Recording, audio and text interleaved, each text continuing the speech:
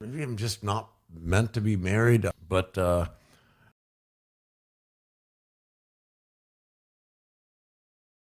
all changed when I met Brittany. She makes me laugh. There is no one more renowned drummer in the history of glam metal, but among the most contentious as well. American pop culture figures when his tracks were thundered by drums like Yell at Dr. Feelgood or The Devil and Burst as a whole generation, but when although it wasn't for music, the name made headlines. It was for some scandal or violent sex. That rocked the planet, created to shatter every Tommy Lee didn't merely play boundary drums, he broke molds in spite of the repercussions of Mötley Crüe's pyrotechnic phases of the Pamela sex tape Anderson that went worldwide from the air drumming performances before getting struck by Tommy, his own kid, has had an unrelenting cycle of celebrity decline and desperate comeback, but the actual what Tommy Lee has done is not the question. This is the reason of all the chaotic guilt. And swirl, are you still here? Name that cannot be replaced because Tommy Lee was never intended as a representation of righteousness, he represents survival. Of instinctual rage in a world devoted to norms and a way of life too crazy for anyone else to risk relive Tommy Lee's early years. He was born in Athens, Greece, on October 3, 1962, with few people would recognize Thomas Lee Bass's entire name. I suppose that among Hollywood's most previously rebellious artists were multiracial. A youngster raised between the East and the West amidst the Cold War's aftereffects and the sorrowful splendor of the Vasiliki Vua, his mother from the Mediterranean a former Miss Greece, Papaditri a stylish, powerful woman who personified the glitzy exterior that Tommy would eventually conflict with his father all the time. American David Lee Thomas Bass, a soldier in the NATO military stationed in Greece during the conflict between Tommy's striking attractiveness and strict discipline, was a newborn who would soon discover how to persevere in order to adjust, and ultimately to the family quickly moved to the Americans, relocating to the suburbs of Tommy's early in Los Angeles, California years were characterized by frequent movements. After his father was assigned to the military full of regimented regiments and army rations, and observing his mother in the afternoons put on cosmetics beneath the gentle golden glow. Tommy, an only child, of a hair salon, frequently fled into his own cacophonous world. One with guitars, drums, and fictitious riffs beating against the walls. When Tommy was 4 years old, Tommy was given his first drum kit toy was a present that appeared to be intended to calm a boisterous toddler. However, the first door was opened by that toy. Tommy was more than just a drummer. He dwelt inside them, just like other children. The initial hits were awkward and unusual, but he learned instinctively without any instruction. Through hearing, observing, and with his own fists beating in time with by the time he was a teenager, the family had finally made Koina their home. Tommy never attended school in California. Revealed that he didn't talk much and took bad notes. And did not participate in any athletic teams, but in his vintage drum kit in the garage, along with his universe was dominated by a few inexpensive amplifiers. He developed an obsession with legendary Zeppelin drummers John Bonham and Peter Criss, his stormy rhythms Kiss using his flamboyant stage presence, and the lightning-fast Alex Van Halen. Tommy Lee didn't dream of technique as a teenager. Of being famous, he envisioned himself as unlike his, no one could replace his drummer. Peers who were uninterested in college, or he spent his evenings watching football teams. Practicing drums for neighborhood bar bands till his hands started to bleed, and appeared at school with eyes that are bloodshot from not at the time. Most people believed Tommy to be a lost since only he thought he was allowing time for a more significant endeavor, and sure enough, a few years later when he met Nikki Sixx, the component that was missing would develop into the explosive phenomena. Eventually, the Mötley Crüe fell into Tommy Lee's early career. Placement didn't begin on large platforms, but in unpaid gigs, smoke-filled garages, and dreams that are too big for a tiny community. As punk and metal emerged in the 1970s, Tommy's invasion of the American coastlines with his lanky frame, lengthy hair, and stubborn eyes plunged into the whirlwind he was in. A local glam rock band member known as Sweet 19, performing in clubs in the Los Angeles area, where alcohol and music was frequently outnumbered by drugs. Itself, at one of these tumultuous demonstrates how Tommy Lee attracted the attention of flamboyant bassist Nikki Sixx is searching for a drummer for a brand new group that he had been imagining. Nikki was influenced not just by Tommy's unadulterated, aggressive drumming style. Additionally, by being there, he didn't simply play in time, he ripped it apart as if he was fighting it, and the two became intertwined. Immediately in a state of lunacy and song, Mick Mars, the guitarist, is mute but fierce, and the affable Vince Neil, frontman who had attended the same high school as the birthplace of Tommy, Mötley Crüe, was four misfits who clashed in 1981, individuals brought together by a common objective to shake the very foundations of Los Angeles, and then conquer the world with their first record as well. Quick for Love, independently released in 1981, it seemed like a blow to the face of conventional rock was an unruly combination of glam punk and heavy metal combined with a crazy thick makeup, leather for aesthetic purposes pants, and a defiant demeanor that produced a child that rock had never previously observed. Planned chaos. Tommy Lee was barely over 20 years old.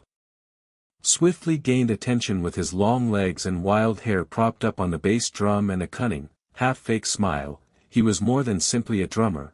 He embodied the essence of his first 360-degree rotating drum on stage when he went solo on the 1987 tour, the no one had ever envisioned a music world. The drummer could flight from a child who is working hard in a garage. Tommy Lee was now in the world of renowned drummers, but on a journey totally his own. He didn't attend any musical events. He didn't thoroughly study theory in school. However, he recognized the pulse of a crowd, and he was able to transform it into a storm on stage. During Tommy Lee's formative years wasn't constructed using radio hits, rather, it was on blood, perspiration, and the silent cries of a person who understood he was never meant to for peaceful areas, achievement, honor, and the intoxicated youth. By the middle of the 1980s, the Mötley Crüe has evolved beyond a band.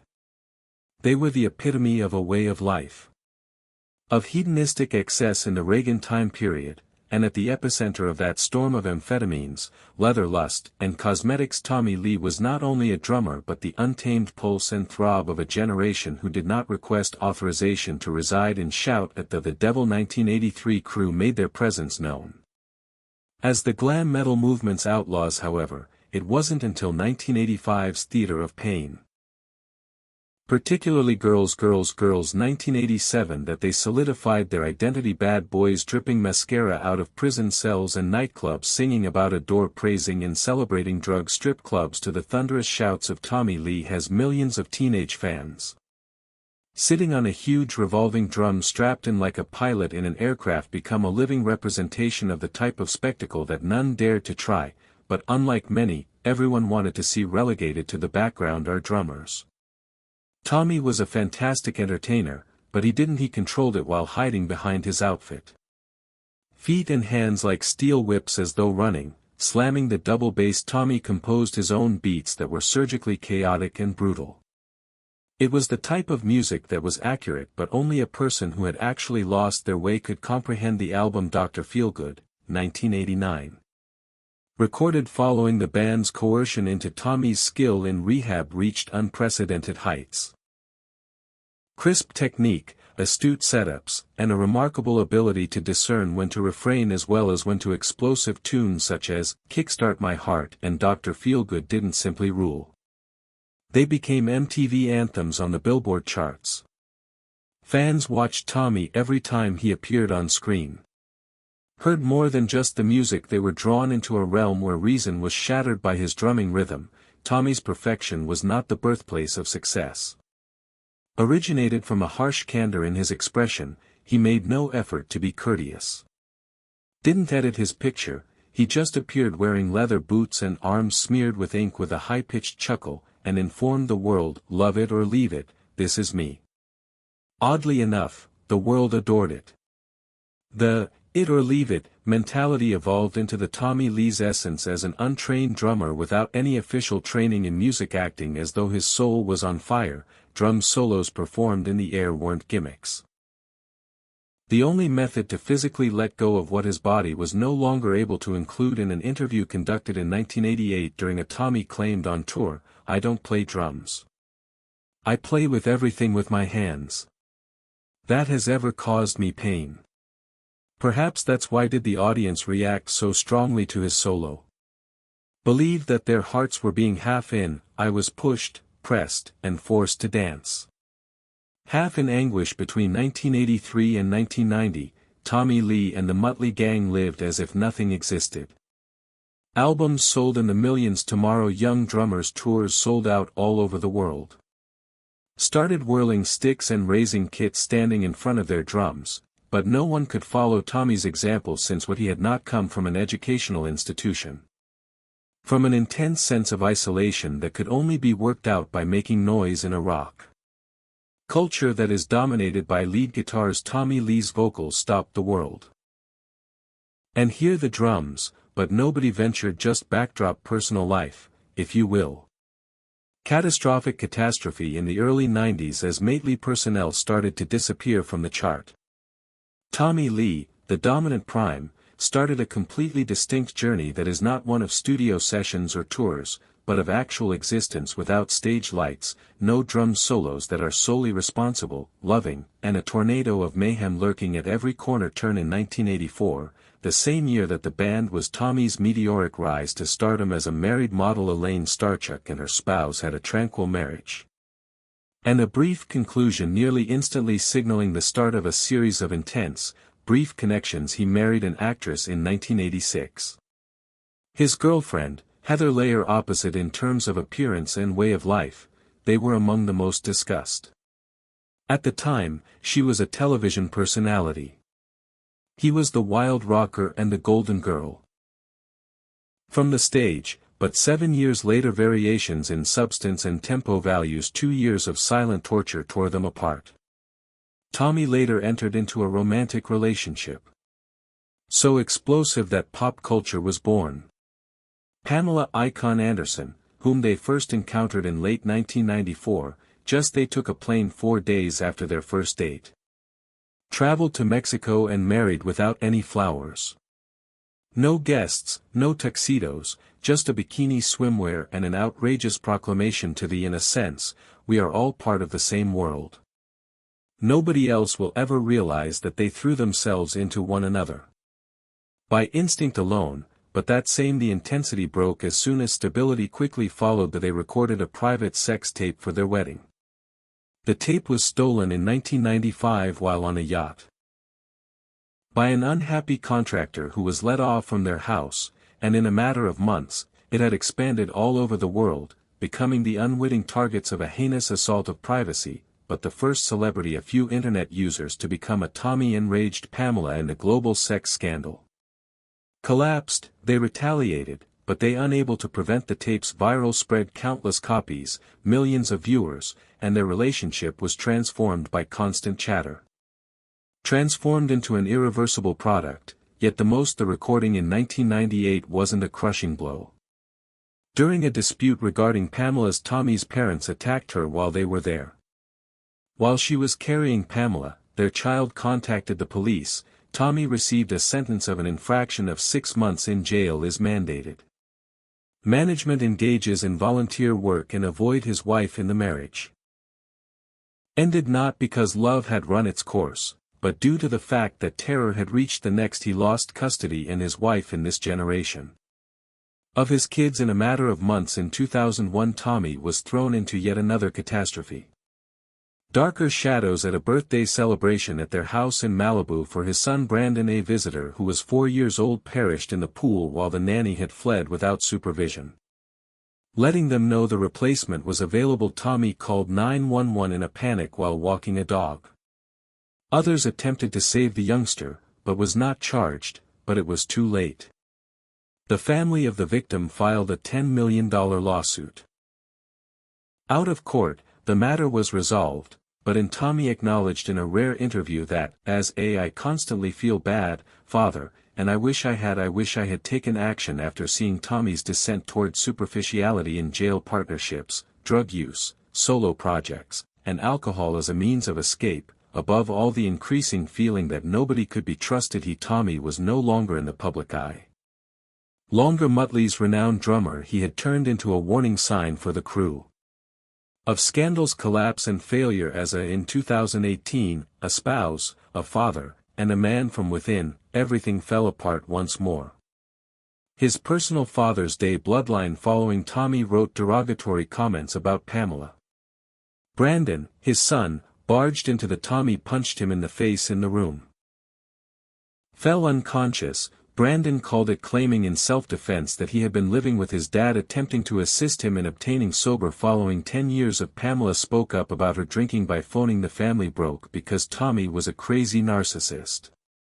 Once more, but this time in front of millions over the years on Instagram that ensued, Tommy started looking for he met a different version of himself. A social media user is Brittany Furlan. 24 years his junior, the influencer courted, became engaged, and were married, and there won't be any pandemonium or alcohol at the 2019. Brittany assisted him throughout his wedding. Sobriety kept an eye on each vodka bottle. Each sleeping hour, each somber. Tommy once acknowledged at breakfast that, "I used to consume 2 gallons of alcohol every day while I dubbed the pandemic the ennui. I slipped into the trap, but I don't drink, at least not today." He makes no lofty promises, just not losing anything while intoxicated. More Tommy Lee, who shook the whole stadiums that now only have a single drum beat, wishes to maintain his own cadence without solos on the aerial drums, without shouting revolt. Just a man who has also failed much and is rediscovering the art of love. How not to run and how to be a father separated from his present life at age 62. Although many of his fellow drummers have, Tommy Lee vanished into the background. Continues to stand like a flame on stage that remains unburned after years of he has nothing to do with scandals and healing. Left to demonstrate, but he decides to retain in progress, and at this point in life that choice on its own is his method of expressing, "I'm alive," and continuing to maintain the beaten. Tommy had surgery in early 2024. Hand surgery to treat 2 long-term circumstances that had had a significant impact: his carpal tunnel syndrome skills when playing the drums, Dupuytren syndrome, but it wasn't his body had pushed back for the first time. Despite the years of physical mistreatment on stage, but he decided to recuperate on. He shared a picture on social media of himself getting back into drumming practice, writing, "My life is back in my hands, back, as well as my means of earning a living." A few months following surgery, he went back on tour with Mötley Crüe.